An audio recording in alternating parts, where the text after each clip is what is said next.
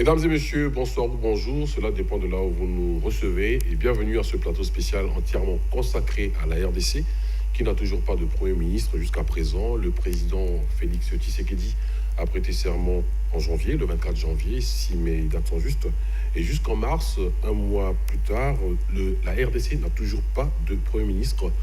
Autour de cette question, nous allons parler avec Maître Constant Moutamba. Il est président de NOJEC. NOJEC est la nouvelle génération pour l'émergence du Congo et il est cadre du Front commun pour le Congo. Avec lui, je l'ai dit, nous allons parler de la problématique sur la nomination du Premier ministre en RDC, Maître Constant Moutamba. Bonsoir. Bonsoir.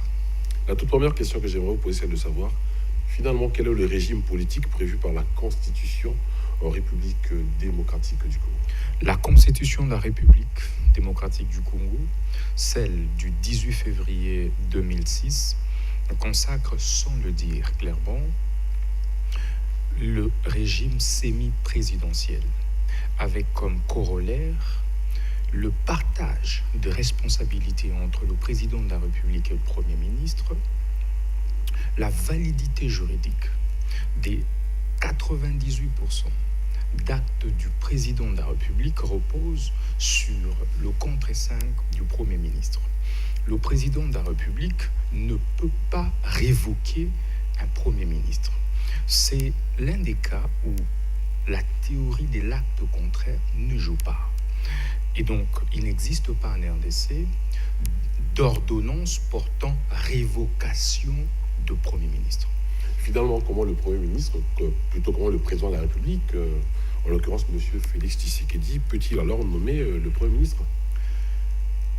En République démocratique du Congo, la question de la nomination du Premier ministre est réglée par l'article 78, qui dispose à son premier alinéa que le président de la République nomme le Premier ministre au sein de la majorité parlementaire après consultation de celle-ci. Si une telle majorité n'existe pas, le président de la République confie une mission d'information à une personnalité en vue d'identifier une coalition. Cette mission d'information est de 30 jours renouvelable une seule fois. Voilà ce que dispose l'article 78 de la Constitution. Alors nous allons marquer une pause pour revenir un peu sur ce que vous avez dit, la majorité parlementaire. Comment est-ce que le président de la République, finalement, constate-t-il l'existence ou non d'une majorité parlementaire? Vous savez, la question de la majorité parlementaire est une question de fait et non de droit. Ça veut dire que le président de la République est appelé, conformément à l'article 78, à consulter une majorité parlementaire constituée de fait à travers, bien sûr, OUIA, son chef de file. Et puisque, clairement, conformément à l'esprit et à la lettre de la Constitution de la République, il ne peut exister, l'on ne peut envisager, l'on ne peut concevoir de majorité parlementaire qui ne soit structurée et organisée. Et cette structuration peut passer par un parti politique, par un regroupement politique, tout comme par une plateforme politique. Ça veut dire un ensemble de partis politiques, des regroupements politiques, voire des élus indépendants qui se reconnaissent et font allégeance à une famille politique précise. Voilà pourquoi vous allez vous rendre compte, par exemple, pour ce qui concerne la RDC, qu'il y avait effectivement un certain nombre de partis politiques qui, et regroupements politiques, après les élections, se sont en fait reconnus en une famille politique qu'on appelle FCC. Le problème ne se pose pas lorsque il y a confusion entre majorité parlementaire et majorité présidentielle à l'issue d'un scrutin. Cependant, il y a alors des sérieuses craintes lorsque la majorité parlementaire n'appartient pas à la famille politique ou appartient à une famille politique autre que celle du président de la République élu. Et de ce point de vue, il faut considérer deux questions fondamentales. La première question, c'est ce qu'on appelle les régimes de cohabitation, qui peut être conflictuel ou non conflictuel. Et le cas actuel, il est comment? Ça a été le cas en France, Mitterrand, Chirac, etc. Et le cas en RDC, il est comment? Conflictuel ou non conflictuel? Deuxième considération, c'est en fait les régimes de coalition. D'accord. Et ce régime de coalition passe bien par l'accord, par la signature d'un accord des coalitions de gouvernement, contrairement à la cohabitation où il n'y a pas existence d'un accord. Et le cas de la RDC, bien sûr, comme vous venez de m'en poser la question, à l'issue des élections du 30 décembre 2018, la majorité parlementaire qui s'était dégagée, malheureusement, appartenait, et jusqu'aujourd'hui appartient, à une famille politique autre que celle du président de la République élu. C'est le FCC. Comment l'a-t-on constaté? En fait, tous les regroupements politiques, disons la majorité des regroupements politiques ayant obtenu des députés nationaux au sein de l'Assemblée nationale, ont tous, chacun signé un acte d'engagement. Un acte, en fait, de loyauté confirmant leur appartenance au FCC. Et on est allé au-delà de ça. Chaque député national a dû signer un acte d'engagement, réaffirmant en fait son appartenance à la plateforme politique qu'on appelle FCC, dont l'autorité morale est le président honoraire Joseph Kabila Kabange. Est-ce que, voilà, maître, on va mettre une pause. Est-ce que vous êtes en train de revendiquer la nomination d'un Premier ministre au sein du FCC, finalement? J'en viens. Allez-y. Voilà pourquoi le président de la République actuelle, Félix Tshisekedi Tshilombo, a reconnu avoir signé un accord de coalition de gouvernement avec le FCC, dans lequel accord il est clairement reconnu l'existence en fait d'une majorité parlementaire appartenant donc à une autre famille politique que la sienne. De ce point de vue, on n'a donc plus besoin à ce stade de pouvoir procéder à la nomination d'un informateur en vue de l'identification d'une coalition parce que la majorité parlementaire est déjà là. Procéder autrement.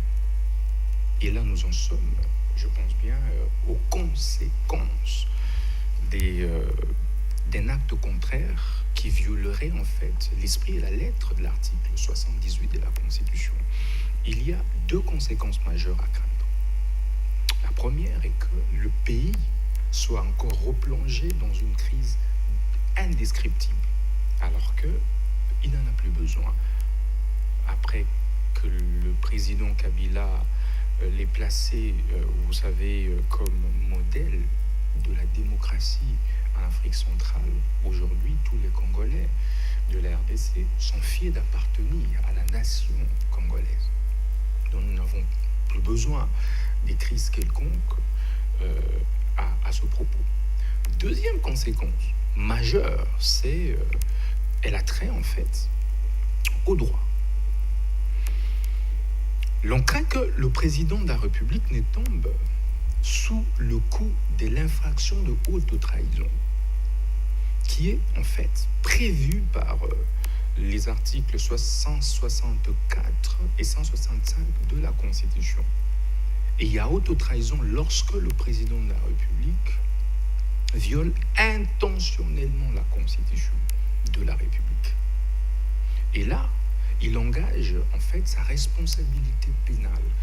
Qu'adviendrait-il? Puisque en fait, il n'a pas de majorité parlementaire, de fait. C'est l'article 166 de la Constitution qui pourra en ce moment-là s'appliquer, qui dispose que la décision de poursuite où la mise en accusation du président de la République, en fait, est votée par 2/3 des membres composant le Congrès. Le Congrès et donc l'Assemblée nationale et le Sénat constitué.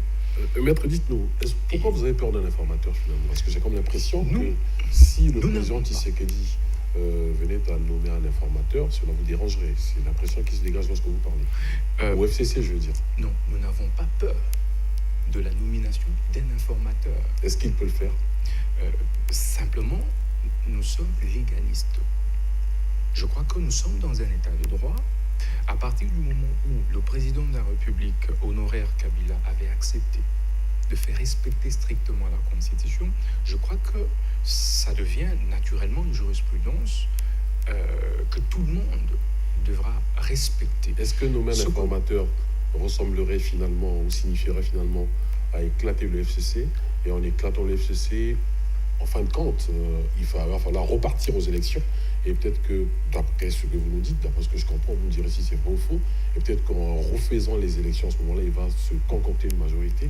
Finalement, en faisant... C'est ce que vous pensez, vous? Non, en nommant l'informateur, nous craignons plutôt que nous retournions à la case de départ. C'est laquelle? Dans la République bananière, où la Constitution n'est pas respectée, où les accords ne sont pas non plus respectés. Je crois que un état de droit est un état dans lequel les gouvernants et gouvernés sont tous soumis en fait à la rigueur de la loi. Mais est-ce que le président n'a pas le droit?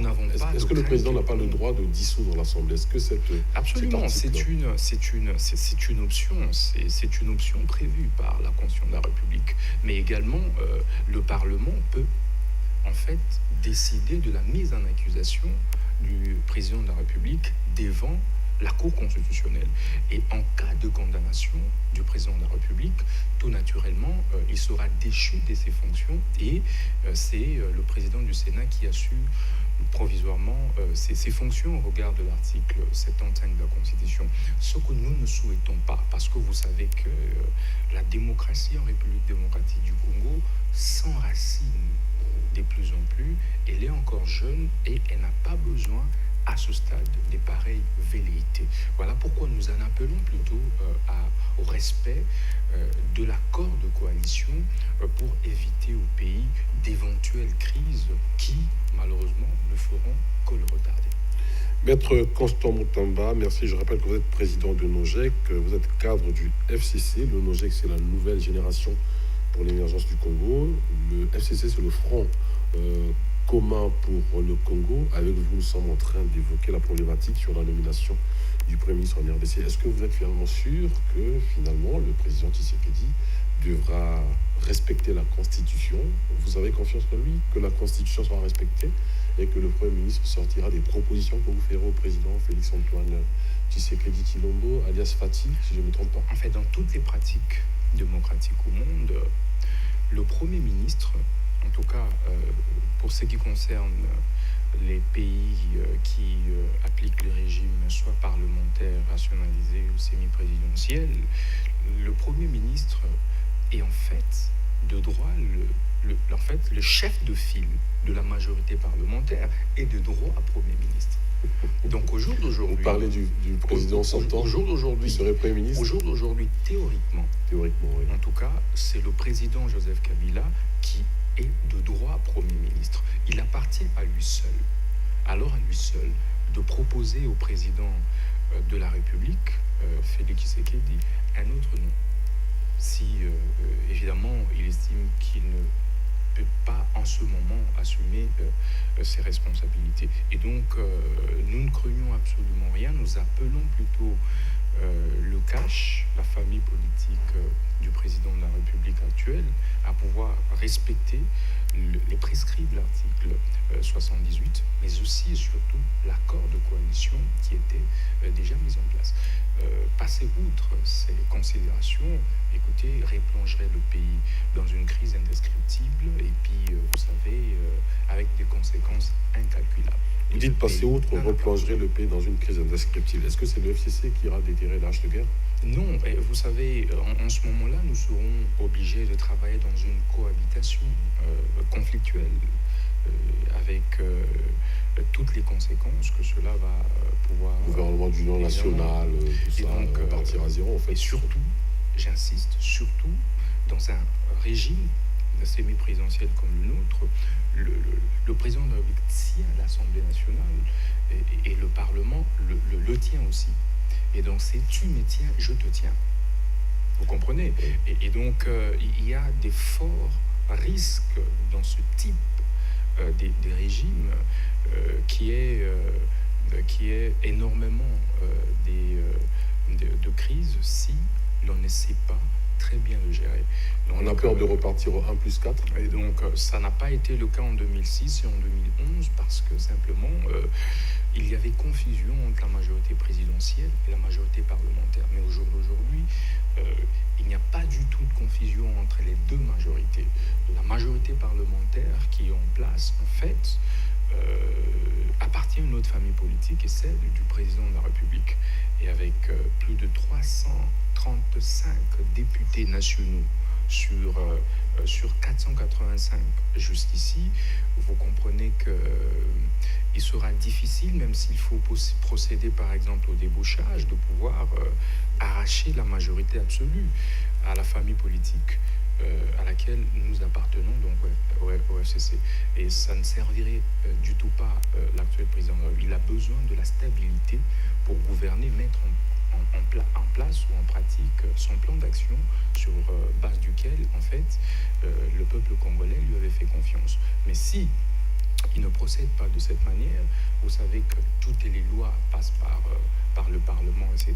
Il y aura des blocages à tous les niveaux, au point que, en fait, c'est lui qui en sortira perdant, ainsi que la République. Nous en avons vraiment pas besoin à ce stade. Deux dernières questions. Monsieur le Président de la République, son Excellence Monsieur Félix Tshisekedi Tshilombo nomme un Premier ministre au sein du FCC.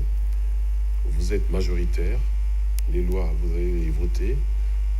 De l'autre côté, on aura comme l'impression que Monsieur le Président ne sera qu'une simple marionnette. Parce que s'il propose une loi ou un projet de loi, si vous dites non, mais ça ne passe pas. Et donc, en fait, c'est vous qui allez diriger le pays. Non, on ne parle pas du tout. Je crois que c'est par la volonté de la Constitution que les choses se passeront comme elles se passeront.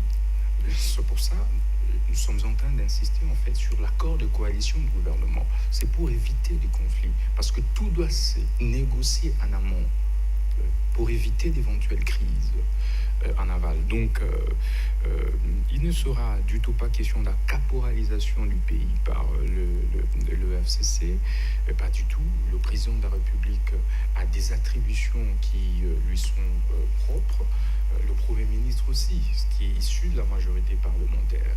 Et donc, telle a été la volonté du constituant et les choses devront se passer comme telles. Mais une dernière question, vu que le temps ne nous le permet pas. Monsieur Félix Tshisekedi Tshilombo n'est plus une menace parce que les conséquences seront dangereuses au cas où il y a un informateur qui viendrait comme pour bousiller le FCC. Mais de l'autre côté, il y a monsieur le candidat perdant, on va le dire ainsi, puisque c'est ce que nous dit la réalité de la CENI, monsieur Fayoulou, qui continue à battre campagne, on va le dire comme ça, et à réclamer cette victoire. Est-ce que vous ne pensez pas que sur le plan de la stabilité, ce serait une menace pour la RDC ? Ben, vous savez, il y a un temps pour se battre, il y a un temps pour se chamailler, et il y a aussi un temps pour travailler ensemble. Vous êtes très sage, et construire la République. Nous admirons votre sagesse, maître. C'est la fin de cette émission. Non, mais je crois que les plus importants aujourd'hui, c'est de régler les problèmes des Congolais. 2023, c'est pas loin, c'est demain. Nous, FCC, nous avons perdu la présidence de la République et nous avons concédé. Vous voyez, aujourd'hui, nous parlons de l'accord de coalition dont nous réclamons d'ailleurs l'application de tous vœux. Je crois que c'est la même attitude qui devrait plutôt adopter la partie adverse. Monsieur Fayoulou et la Mouka, en quelque sorte. Qui continue à revendiquer. Il semble qu'il y a 48 heures, même la structure en soi qu'il avait portée comme candidat se déchiquette de plus en plus parce qu'il y a quand même une plateforme importante qui n'est plus d'accord avec cette M. démarche. Fayoulou. Vous parlez de M. Moïse Katumbi ou de Voilà, M. Memba? c'est vous qui citez son nom. Parce qu'on sait que la Mouka, c'est Moïse Katumbi, M. Memba et autres. Voilà, donc je crois que avec ça, notre frère, ancien président, candidat président de la République, devait plutôt reconsidérer ses positions. Nous savons évidemment qu'il y a des velléités de l'impérialisme derrière, mais ça ne sert pas. Vous savez, un blanc ne viendra jamais développer l'Afrique, encore moins la RDC. Il appartient à nous, Africains, de prendre en main notre destin. Et donc, c'est l'appel que je lance de tout vœu à notre frère Martin Fayoulou Madidi. Merci beaucoup, Maître Constant Moutamba, président de NOGEC, Nouvelle Génération pour l'émergence du Congo, cadre du FCC, le Front commun pour le Congo. Avec vous, nous venions d'évoquer la problématique sur la nomination du Premier ministre en RDC. Maître, passez nous voir quand vous voulez. Merci. Et le programme se poursuit sur Vox TV en direct de Brazzaville. À tout à l'heure.